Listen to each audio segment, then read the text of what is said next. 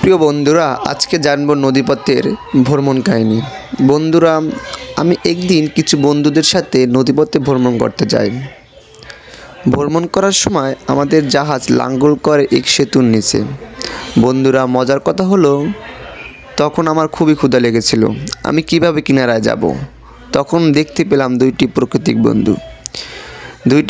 তারা নৌকা বাইতেছে। আমি তাদেরকে বললাম, ছোট বন্ধু, আমাকে একটু কিনারায় নিয়ে যাবে? ওরা বললে, আসেন ভাইয়া, উঠেন। আমি উঠে পড়লাম। তারপর জিজ্ঞেস করলাম, তোমরা কি কাজ করো?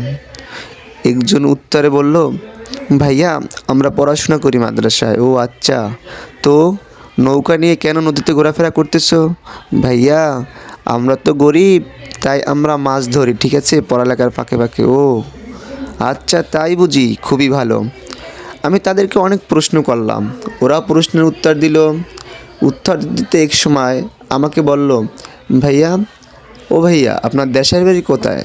আমি বললাম, ভাইয়া, আমি নারায়ণগঞ্জে থাকি। এরকম প্রাকৃতিক বন্ধু আমি কখনোই দেখতে পাই নাই। বন্ধুরা, পরবর্তীতে তারা আমাকে নদীর কিনারায় নিয়ে যায়। আমি নদীর কিনারায় গিয়ে কিছু খাবার কিনি। খাবার সাথে সাথে ওদেরকেও বলি, এই যে ছোট্ট বন্ধুরা, বলো তোমরা কি খাবার খাবে? ওর উত্তরে দুই বন্ধু বলে, ভাইয়া, আমাদের কোনো খাবারের দরকার নেই।